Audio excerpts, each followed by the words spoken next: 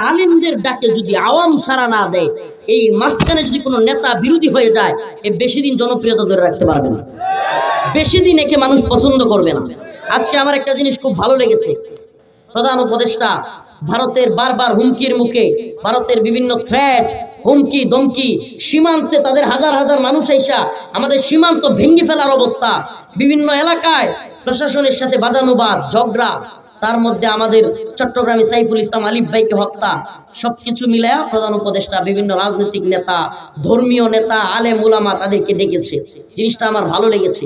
একসাথে সিদ্ধান্ত হবে, আমরা ভারতকে ভয় করি না, আমরা ইসরায়েলকে ভয় করি না, আমরা আমেরিকাকে ভয় করি না, আমরা আল্লাহকে ভয় করি, আল্লাহর গোলামি করি।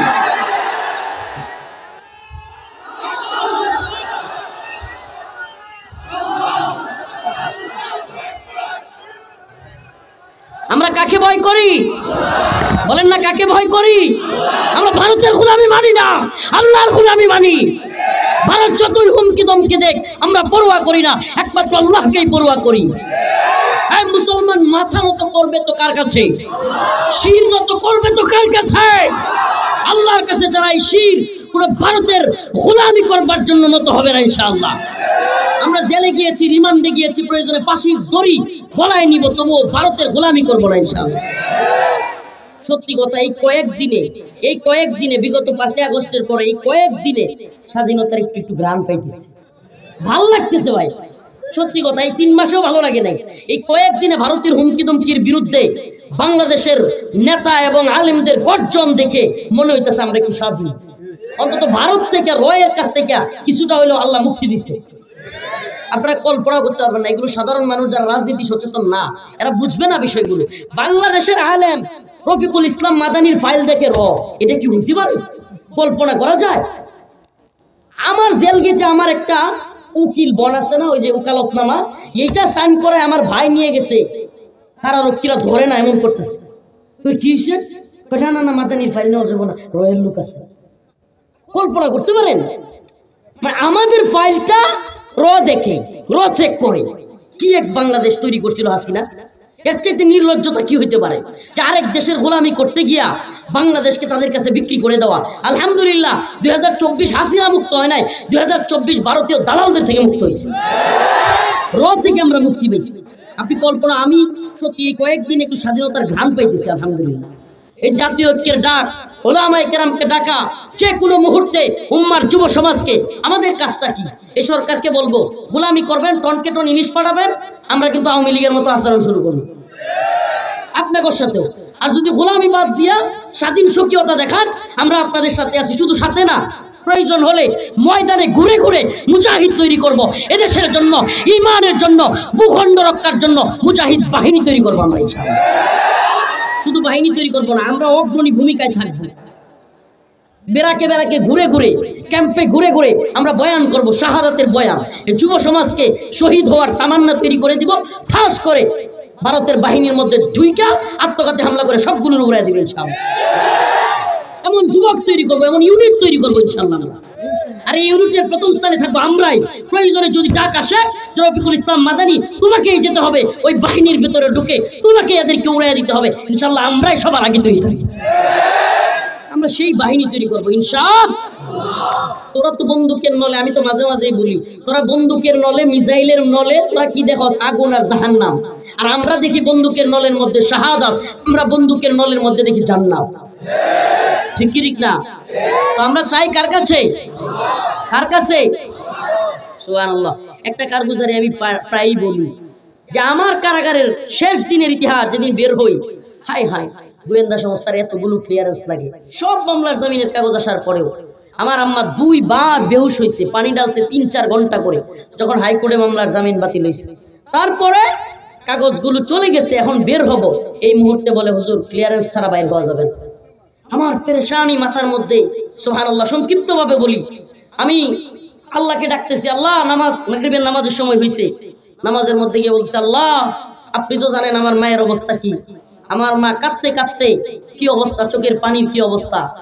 আজকে যদি এই মহিলা শুনে গেট থেকে কাপড় চুপড় সহ, কি সহ, মানে প্রায় 3 বছর পরে আমারে বলছে কাপড় চুপড় নিয়ে আসেন, আপনারা বের করে দেওয়া হবে, এই মুহূর্তে কয় ক্লিয়ারেন্স হয়েছে না আবার ভিতরে। হাই, এই অবস্থায় ওই গেটের মেইন গেটের পাশে একটা ছোট্ট নামাজখানায় গিয়া আল্লাহর কাছে হাত তুলে বলছিলাম, আল্লাহ আপনি ছাড়া তো কেউ নাই, সকল দরজাগুলো বন্ধ হয়ে গেছে, আল্লাহ আপনার দরজা খোলা আছে, আপনি এই দরজাটাতে আমার দিকে একটু তাকান আল্লাহ। আমার মা আজকে যদি শুনে গেট থেকে, আমার গেটের সামনে আমার এই মামা, আমার চাচা, আমার ভাই দাঁড়ায় আছে, আর আমার মা অপেক্ষায় আছে, যদি শুনে গেট থেকে আবার কাপড় চোপড় সহ ভিতরে দিয়ে দিছে, আল্লাহ আমার মাকে হারাই ফেলবো, আল্লাহ না জানি কি হয়ে যায়। সুবহানাল্লাহ। দুই দিকে সালাম ফিরাইতে পারি নাই, আল্লাহর কাছে চাইছি, সালাম ফিরানোর আগে কারা রক্ষা কয় হুজুর আপনার ক্লিয়ারেন্স হয়ে গেছে, চলে আসেন। সুবহানাল্লাহ। আল্লাহর ডাক শুনে এই যে আপনাদের এলাকার সন্তান রাতের চিৎলারি, কাতকান্না, নামাজ, এগুলো আমরা দেখেছি, তার চিৎকার, আল্লাহ পাক তার দোয়া হয়তো কবুল করেছে। যেই মামলা তিনি খাইছিলেন, আশা ছেড়ে দিছিলেন, 21 আগস্ট গ্রেনেড হামলা মামলা, কি ভয়ঙ্কর এক মিথ্যা মামলা দিয়ে দিছে এই আল্লাহর বান্দাকে। এরপরেও আল্লাহ পাক যে সব পারেন তিনি, সুবহানাল্লাহ, বেকসুর খালাস। সুবহানাল্লাহ কর, বেকসুর খালাস। আমি ওই দিন অনেক খুশি হয়েছি, বিশেষ কয়েকটা কারণে। আমার চাচা আর এক 2-3টা আলেম, মাজলুম আলেম এখানে আছে। আপনার আকবর কমপ্লেক্সের প্রথম প্রতিষ্ঠাতা যিনি, আকবর কমপ্লেক্স বড় মাদ্রাসা, যেই মাদ্রাসার শ্রম গাম সবকিছু এই আলেমের আছে। মুহাদ্দিস মুফতি আবু তাহের রহমানী সাহেব, ওই যে আমার সাথে একই আপনার এই হ্যান্ডকাপ করা অবস্থায় ভাইরাল হয়েছিল না একটা ভিডিও, ওই ভিডিওতে আমাদের মুফতি আবু তাহের রহমানী সাহেব হুজুর আছেন। ওই আবু তাহের রহমানী সাহেব হুজুর একই মামদার, নিরপরাধ মানুষ, একজন আলেম, এত বড় মাদ্রাসার একজন মুহাদ্দিসকে ধরে নিয়ে আসছে মিথ্যা মামলা দিয়ে, ধরে নিয়ে আসছে আরো অসংখ্য সাধারণ আলেমকে। এই আমার চাচার সাথে তারাও মামলায় জড়িত, আলহামদুলিল্লাহ তারাও বেকসুর খালাস পাইছে, কারণ মিথ্যা চিরজীবন টিকে না। সত্যের জয় একদিন কি হয়, একদিন সত্যের জয়, সত্যের জয় হয়েছে। আমি ওই দিন সারাদিন একটা খুশির মুডে ছিলাম, সত্যি কথা, সারাদিন খুশির মুডে, এত আনন্দ লাগছে এই আলেম গুলোরে দেখে আসছি। এ আল্লাহর বান্দারা কি কষ্ট যে করছে, আমাদের যে কি কষ্ট গেছে। শেখুল হাদিস আল্লামা মামুনুল হক দামাত বারকাতুহু একটা কারগুজারি মনে পড়ছে বলি, ওনার অভ্যাস ছিল প্রতিদিন যাই হইতো কারাগারে কিংবা রিমান্ডে, এগুলো লিখে রাখতো। কি করতো? কিন্তু আমাদের বিশেষ বন্দী যারা, তাদের রিমান্ডে কিংবা বিশেষ রুমে খাতা কলম নিষিদ্ধ ছিল। এর চাইতে আর বড় বড় তার হইতে পারে না আর কি। প্রথম 2 দিন গাজীপুরে আমারে কোরআন পর্যন্ত দেয় নাই, কোরআন শরীফটা পর্যন্ত দেয় নাই, গাজীপুর কারাগার। কি দেয় নাই? এটা বিশ্বাসযোগ্য? এটাই বিশ্বাস করতে হবে, কারণ বাংলাদেশ তো আপনারা দেখছেন, হাসিনা ক্ষমতায়, আওয়ামী লীগ ক্ষমতায়, ক্ষমতায় তো ছিল ক্ষমতায় ছিল কারা? যারা কোরআনের বিদ্বেষী, যারা কোরআনকে পছন্দ করে না। প্রথম 2 দিন আমাকে কোরআনও দেয় নাই। তো শায়েক কোনো গোপন ভাবে একটা কলম আর খাতা নিছে, যেমনি হোক প্রতিদিন লিখতেন কারাগারে। হঠাৎ করে আজকে মনে পড়ছে, কারণ একটা মেসেজ দিছিল, তো মনে পড়ছে, তো আজকে কি হয়েছে সব লিখতেন। তো আমার ওই দিন লো প্রেশার হয়েছে, এটাও লিখছেন যে রফিকের মানে হঠাৎ করে আমার এক এডিসি ডিবির এই বদমাশা গালিগালি শুরু করছে। সে আমার ইউনিটের না, মানে আপনারা যারা রিমান্ডে যান নাই তারা বুঝবেন না। ডিবি রিমান্ডে কিংবা বিভিন্ন রিমান্ডে 3-4 জনের করে একটা স্কোয়াড থাকে। কি থাকে? জিজ্ঞাসাবাদের জন্য। আমার যে স্কোয়াড, সেই স্কোয়াডের না হয়েও আরেকটা এডিসি এসে আমার গালাগালি শুরু করছে। গালাগালি তো করছেই, এভাবে ছেড়ে বসে আছি, থাপ করে একটা থাপড় মারছে, মেরে একেবারে ফেলে দিস, এমন অবস্থা, খুব ব্যথা পাইছে। এখন ডিবির যে প্রধান তৎকালীন হাফিজ আক্তার, তার কানে খবর গেছে। তো খবর যাওয়ার পরে আমার এমনিতে একটু লো প্রেশার ছিল, কয়েকদিন টানা না খাইতে না খাইতে বন্দি অবস্থায়, মানে আম্মার কথা মনে পড়তো, আর চরম ভাবে মন খারাপ হইতো, খাওয়া দাওয়া নাই, একেবারে লো প্রেশার, যেটা অভাবনীয়। নিচেরটা 45, উপরেরটা মাত্র 70, কল্পনাও করা যায় না। কিন্তু যখনই ওরা প্রেশার মাপাইছে, হাফিজ আক্তার একবার পাগলের মতো হয়ে গেছে। এডিসি যেটা শুনছে যে গালি দিছে, থাপ্পড় দিছে, ওটার ধরে আনছে, একেবারে মা বাপ তুইলা গালাগালি, মানে ওই গালিটা আমি দিতে পারতেছি না এখন, এমন গালাগালি। তুই জানোস এখন যদি মইরা যায় মাদানি তোর কি বল, কি সর্বনাশ করছস, পেপু বাসি শুরু করছে, তাড়াতাড়ি করে অ্যাম্বুলেন্স আছে আমারে। তো শায়েক ওগুলো লিখছে, কি করছে? ওগুলো লিখছে। এখন শায়েক করতেন কি, সাক্ষাতে কেউ আসলেই এই লেখাগুলো আবার দিয়ে দিতেন। কি করতেন? দিয়ে দিতেন, যাতে করে ওগুলো আবার যদি নিয়ে যায়। তো আমরা ডিবি রিমান্ড থেকে কেরানীগঞ্জ কারাগারে যাচ্ছি। এই মুহূর্তে কারাগারের এদের নির্যাতন একটু বর্ণনা দিচ্ছে আপনাদেরকে, যেহেতু স্মরণ হয়েছে। কারাগারের গেটে এমন চেক শুরু করছে, আর আমি তো জানি শায়েকের কাছে কাগজ আছে, এমন চেক শুরু করছে, সারা শরীর কোট খুলতেছে, এমন কি মানে বললে আপনারা কি বলবেন, লুঙ্গি খুলে এমনি দেখতেছে, লুঙ্গি এভাবে খুইলা মাথা ভিতরে ঢুকে এমনি দেখতেছি। কল্পনা করা যায় আলেমদের এই নির্লজ্জের দল। কারণ আমারও যখন এই অবস্থা করছে, আমি কাছে ওটা একটু আড়ালে হাই, সামনে সামনে মানুষের এইদিকে। কারণ আমি আরেক গোয়েন্দা সংস্থার লোক, চাচা শুনেন, আপনি আরেক গোয়েন্দা সংস্থার লোক, ও কি করছে আমার একটা, হ্যাঁ এত মাধুরী করস, প্রধানমন্ত্রী মানি না, রাষ্ট্রপতি মানি না, বক্তব্য দেশ, মানে তুই তো গাড়ি শুরু করছিস। আমি প্ল্যান করিয়া সিস্টেমে, আমি তো জানি শায়েখরা চেক করলে কাগজটা পাইব, আমি এটা জানি। আমি কি করছি, আচ্ছা একটা সুযোগ পাইছি, তোর লোকে ঝগড়া লাগাম। শায়েখ মিয়া, আমি বলছি আমি এখন কারাগারে আইছি, আপনি এনে ঝগড়া করতেছেন কেন? মানে আমার বিষয় হলো, আমি ঝগড়া টগড়া কইরা ওরা উস্কাইয়া দিলে শায়েখরা আর চেক করবো না। আমি এমন চেক করছি, এর ফাঁকে আল্লাহর বান্দা, একটু দেখায় আপনাদেরকে, আল্লাহর বান্দাই করছে কি, কাগজটারে আস্তি কইরা পকেট থেকে লইয়া আস্তি করে এইভাবে বাইর কইরা মাস্কের ভিতরে তুলে দিছে। আমি কিন্তু এটার লগে ঝগড়া করতেছি গোয়েন্দা সংস্থার লোকের সাথে, আর ধমকাই দিছে, আর শায়েখ রফিক রফিক ঝগড়া করিও না, ঝগড়া করিও না, আর ওইদিকে শায়েখ কাজ করছে। এরা কি পরিমাণ জুলুম করেছে, সুবহানাল্লাহ ওয়া বিহামদিহি। এটা বোঝানোর উদ্দেশ্য ছিল আপনাদের, আমরা খাতা কলম পাই নাই, এমন কি কাপড় লুঙ্গি পর্যন্ত, আপনার ডিবি হারুনের ঘটনা তো অনেকেই শুনছেন, এগুলো আর নতুন করে বলবার দরকার নাই। এরা এমন নির্যাতন আলেমদের সাথে করছে। ওই কয়েকদিন আগে আমাদের এলাকার এক আওয়ামী লীগ নেতা আমারে ফোন দিচ্ছে, লোকটা ইসলামপন্থী, বিলাসপুরের বড় মাহফিলটা করি না, এই মাহফিলের সভাপতি থাকে, মানে খুব মানে আওয়ামী লীগ নেতা। আমারে ফোন দিচ্ছে হঠাৎ করে, আমি বলছি কি, মা তো পালাইলো এতিম পোলাপানের থুইয়া, কি অবস্থা? বাবা আর কইেন না, লজ্জা দিয়েন না। আমি বলছি কে? কয় বাবা আসলে সত্যি কথা কোন কখন, আসলে কি জানেন, আমগরে এই পোলাপানে পতন ঘটায় নাই, কেউ আন্দোলন করে পতন ঘটায় নাই, আওয়ামী লীগের উপরে আল্লাহর গজব পড়ছে। বিলাসপুরের আমি যে মাদ্রাসা পরিচালনা করি, ওই মাদ্রাসার সভাপতি ছিল, এমনি আওয়ামী লীগের মানুষ হলেও খুবই দিনদরদী মানুষ। মাহফিলে যখন আলেমদেরকে বাধা দিত, উনি বিরোধিতা করতেন। ভাই আসলে কেউ আমগর পতন করায় নাই, আমগর আল্লাহর গজব পড়ছে। তো এই যে উনি বুঝছে যে আলেমদেরকে এভাবে নির্যাতন নিপীড়ন করবার কারণে আল্লাহ পাক, যে আল্লাহ ফিরাউন নমরুদকে মশা দিয়া সাইজ করতে পারে, সে ছাত্র ঘরে দিয়া লেডি ফিরাউন হাসিনারে সাইজ করতে পারবো না। কি ফিরাউন? লেডি ফিরাউন। এই লেডি ফিরাউনকে আল্লাহ সাইজ করে দিয়েছে, সুবহানাল্লাহি ওয়া বিহামদিহি। তো আল্লাহ পাকের গজব কখন আসে? যখন আল্লাহর বিরুদ্ধে যুদ্ধ ঘোষণা করে। আমরা কি আল্লাহর বিরুদ্ধে যুদ্ধ ঘোষণা করব, নাকি আল্লাহ পাকের পক্ষে থাকবো, ঈমানের পক্ষে থাকবো? প্রিয় হাজিরিন, ঘটনাটা মনে পড়লো বললাম, কিন্তু চাওয়া লাগবে কার কাছে? আয়াতে কারিমা যেটা তিলাওয়াত করেছি, ইয়া আইয়ুহাল্লাযীনা আমানুস্তাঈনু বিস-সাবরি ওয়াস-সালাহ ইন্নাল্লাহা মা'আস-সাবিরিন। আল্লাহ পাক বলেন সবর এবং নামাজের মাধ্যমে তোমরা আল্লাহর কাছে চাও।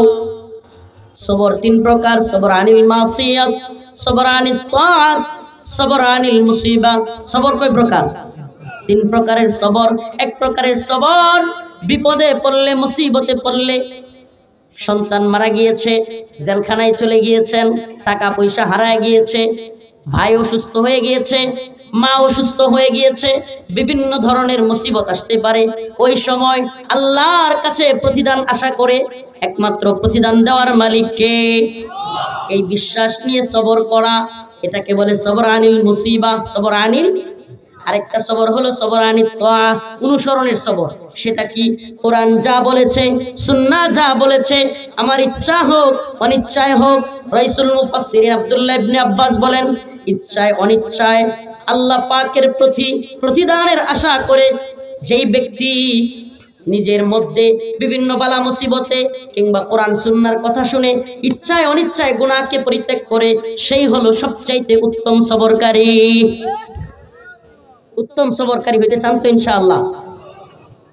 হাদিসের মধ্যে আসছে, একদল লোক তখনও জান্নাতের এলান হয় নাই, হিসাব নিকাশ শেষ হয় নাই, জান্নাতের দিকে যাওয়া শুরু করবে।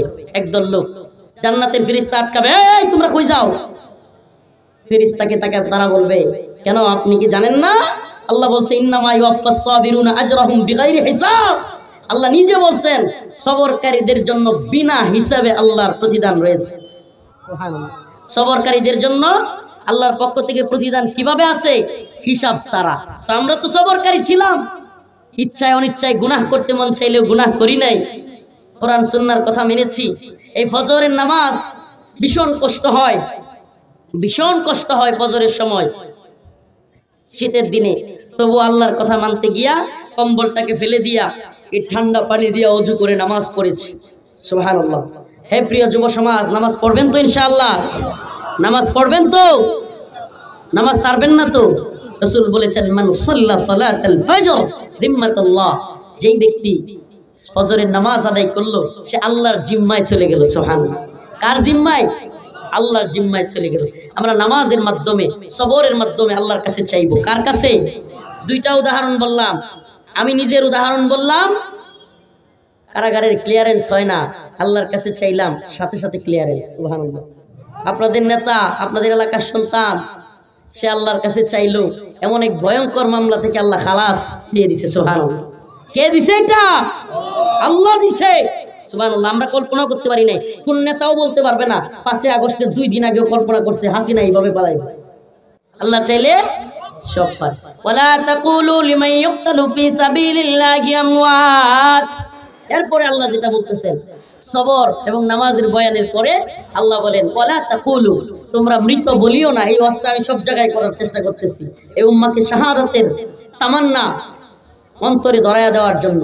আল্লাহ বলেন ওয়ালা তাকুলু, ওয়ালা তাকুলু, তোমরা বলিও না, বলাও নিষেধ, লিমান ইউকতালু ফি সাবিলিল্লাহি আমওয়াত, যারা আল্লাহর রাস্তায় জীবন দেয় তাদেরকে তোমরা মৃত বলিও না। মৃত বলাও নিষেধ। আল্লাহর রাস্তায় যারা জীবন দেয় তারা কি না? মৃতই না। সুবহানাল্লাহ। তারা কি তাইলে? বাল্লাহিয়া, বরং তারা জীবিত।